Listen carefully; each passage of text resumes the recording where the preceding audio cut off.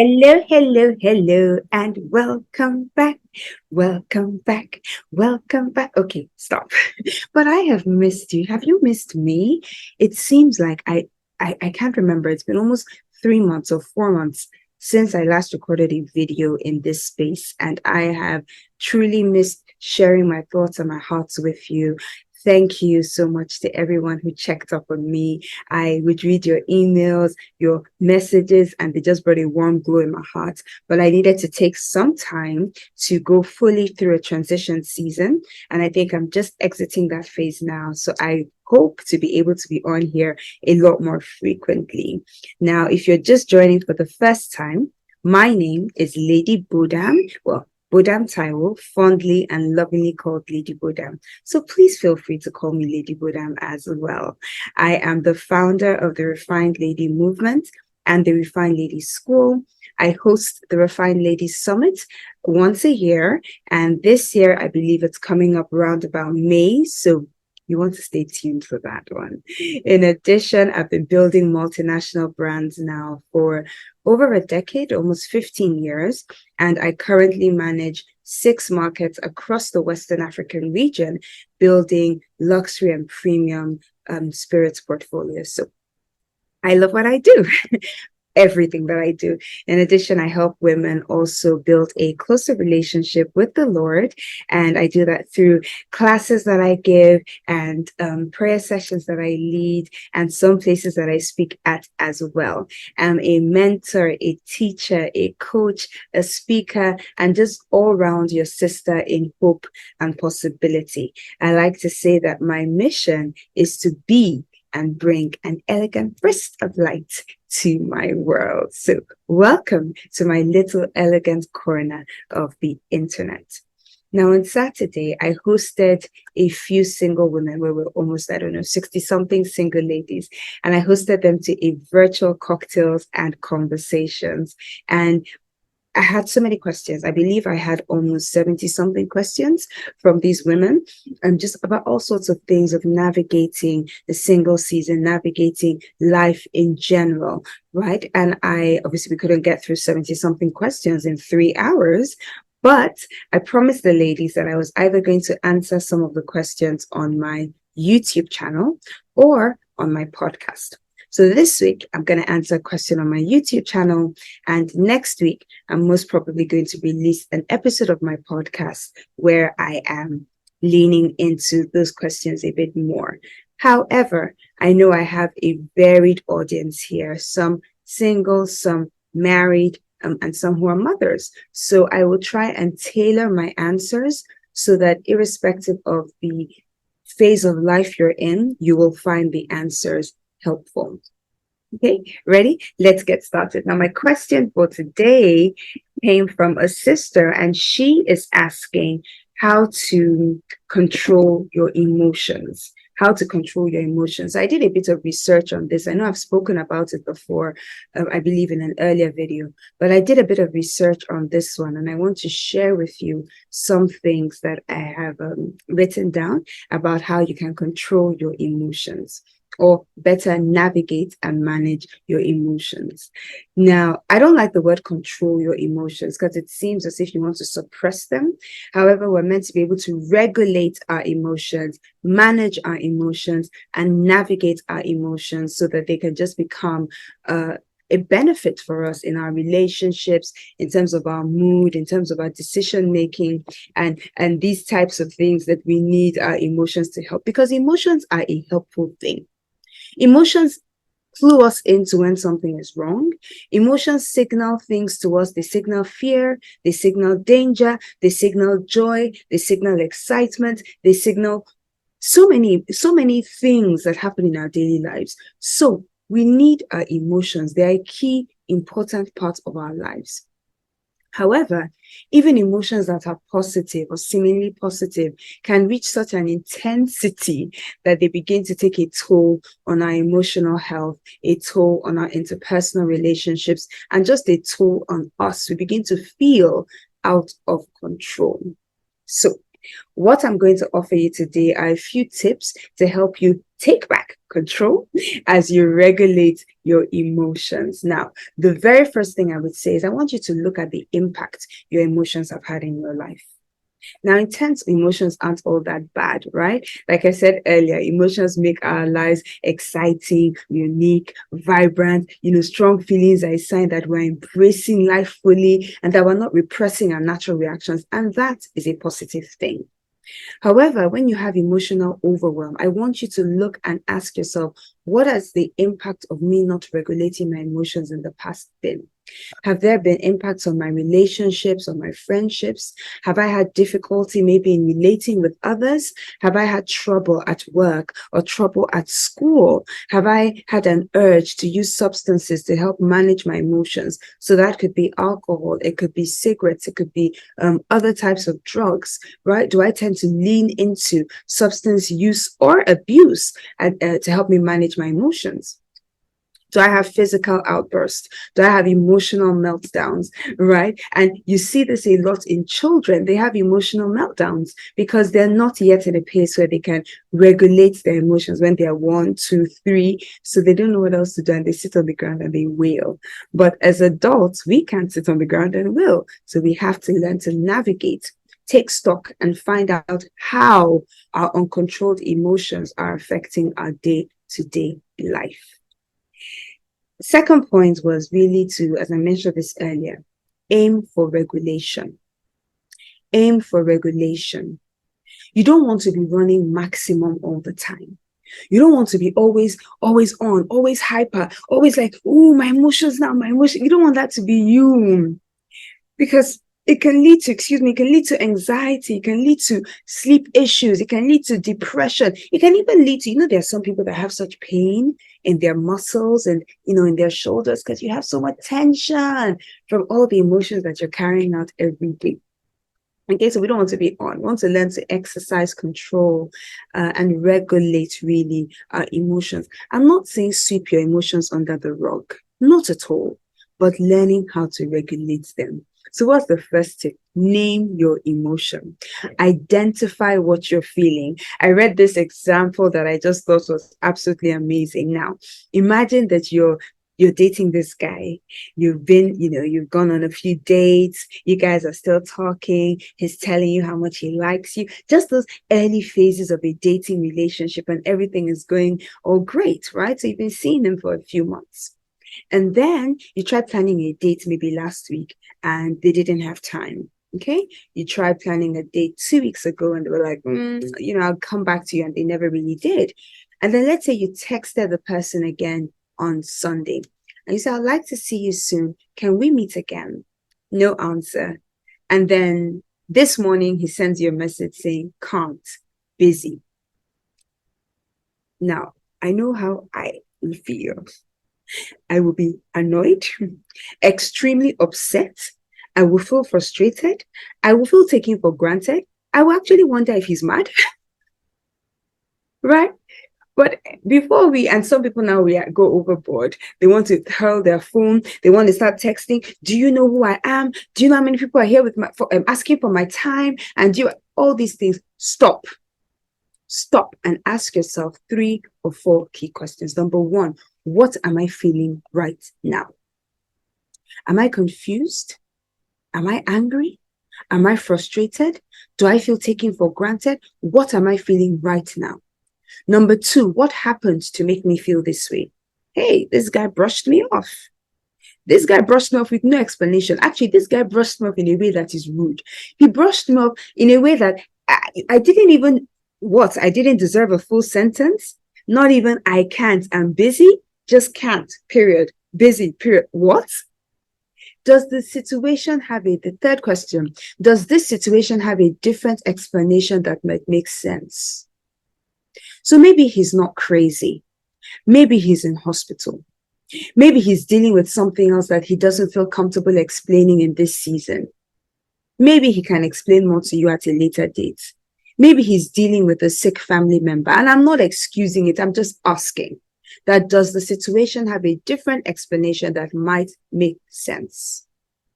The 4th thing is, what do I want to do about these feelings? I want to text him back and ask him, are you okay? And not in a caring manner. Actually, I might want to text and say, are you mad? Is your head shaking just a little bit? Right? But the final question is there a better way of coping? Instead of me sending a text to say, is your head shaking a little bit? Maybe you want to say, are you okay? Let me know when you're free. Maybe you want to ignore him completely. And for those of you who are into exercises, maybe you want to go for a run. If you're not, maybe you want to make a dish. Maybe you want to cook. Maybe you want to get on a phone with your girlfriend instead.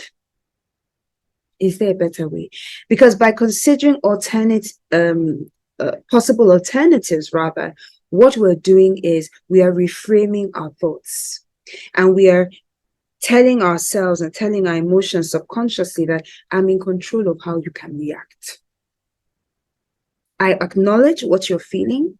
I understand what you're feeling, but I am regulating you and reframing your thoughts. So after a while, this now becomes like easy. Once the emotion comes, whatever emotion that is, automatically you take 2 steps back and you're asking, what am I feeling in this minute? Why am I feeling this way? What situation caused me to feel this way? Is there an explanation for this? Is there an alternative explanation for it? What do I really want to do in this moment? What am I going to do instead? The other thing I'll ask you to do is to accept all your emotions, positive as well as negative. Sometimes we feel really bad and we're trying to downplay the emotions, like just, stop. Just, it's not a big deal. Just don't freak out. Just calm down. It's not helpful sometimes. It invalidates your experience because it's a big deal to you. And if you're dealing with children, this is also something to keep in control. Don't just say, pull yourself together. It's not a big deal. To that child in that moment, it is a big deal. So don't invalidate the experience. Don't gaslight what it is that they're feeling or what it is you are feeling. Accept your emotions. And as you do so, you become more comfortable with them. And so you're able to regulate and manage them better. Okay. Some people find it helpful to keep a mood journal. I was happy today. I lost it today. To trace your emotions back through your thoughts, right? Putting your feelings on paper could help you deal and reflect on them more deeply. Some people find this helpful. So if it was a tough day at work, you can journal and be like, what did I feel today? What were the emotions running through me? What was that feeling in the pit of my tummy? What was all of that?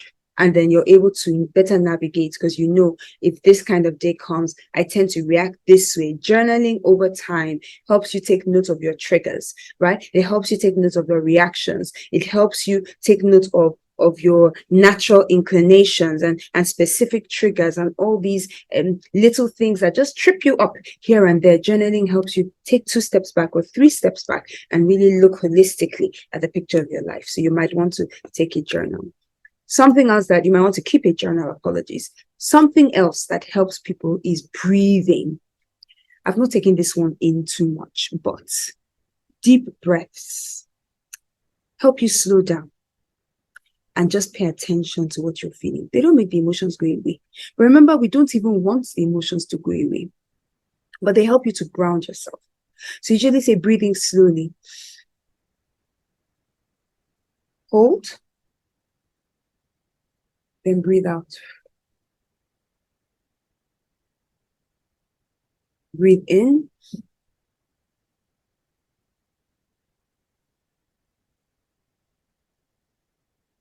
I do this sometimes when I'm on stressful calls. The other person speaking, I'm there.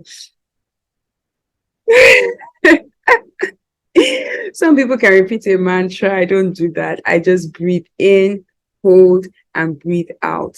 Again, it just helps you calm yourself down. It helps you ground yourself, helps you take a step back from that intense emotion and any extreme reaction so that you're able to just reframe your thoughts and reframe your emotions. Another thing is knowing when to express yourself. Sometimes it's not in the heat of the moment that you address a hurt. It's not when you're angry that you address an injustice because you may not come across in a manner that you can be heard. So there's a time and a place for everything. So let's say you lose a loved one. You want to wail and scream and, maybe even punch something and roll on the ground, and that's okay. because I mean, that's an understandable situation. But in some other situations, you need to show restraints. So something happens at work, you want to give hard feedback, but you're really upset and you know that you sound emotional. So maybe taking a step back, taking a breath, going for a walk will help you to know, be mindful of your surroundings. You don't want to be known as that person at work that when you're giving hard feedback, for example, or when you feel any sort of intense emotion, you break down crying at your desk. Oh, she's a fragile lily flower. You don't want to be known as that. So there's a time and a place for everything. Be mindful of your surroundings, and the situation can help you now learn, when is it okay to let my feelings out, and when do I have to restrain them in this moment. The other thing I would say is give yourself some space from intense feelings. And I know I've spoken through this thing. Go for a walk, watch a funny video, sometimes scrolling randomly on Instagram to comedy people and just listening and laughing could help. Talking to a loved one. I would tend to talk to my sister or my mom, right? Or my dad or my siblings. I have some sister friends I can call and just be like, I just want to vent. I don't want a solution. I just want to vent, right? So I spend time with my nieces. So if you love children and you have children, that may be great because they just know how to lighten it. For those who have a pet, you can spend time with your pets as well. I don't have a pet, so I can't speak to that one, but some have said that that's helpful for them. Okay. And the final thing I would say is, well, two final things I would say. Stay on top of your stress. So when you're handling a lot of stress, managing your emotions can become even more difficult. So reduce stress, or find ways to manage your stress. Get enough sleep. Get enough sleep. Schedule your sleep into your calendar. Make time to talk and laugh with friends. This is critical. Exercise, and I know, I'm a start and stop kind of girl when it comes to this, but I'm on start again right about now, right? But exercise, it helps you navigate and manage your stress. Spend time in nature. Unfortunately, if you live in a city, it might be a bit more difficult to do.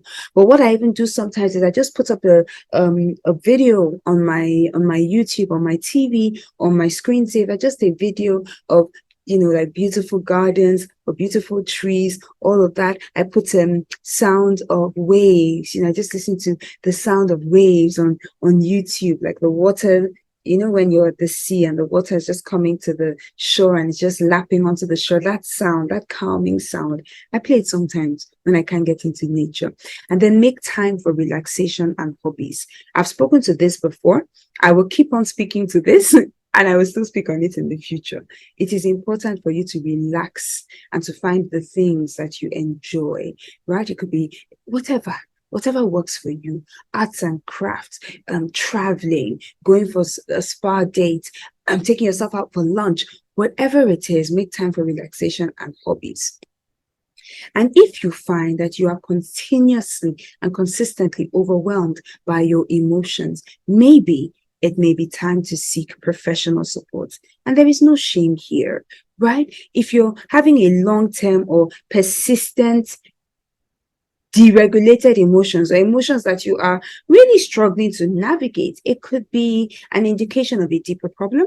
It could be an indication of something that you're just not managing well enough. So please reach out, seek professional support, talk to a therapist, right? And you can explore all the factors that you may be going through. You can address any severe mood swings. You can learn how to deregulate your emotional experiences, maybe even have medication if the situation is a bit more intense. All of that, seek professional support and seek professional help.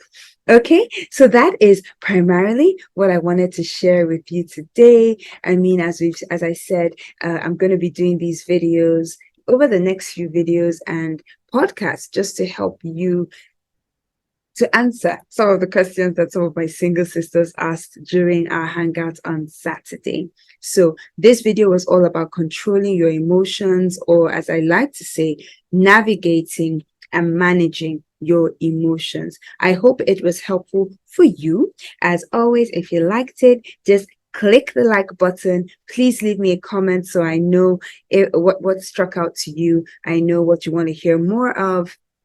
If you've not subscribed, What are you waiting for?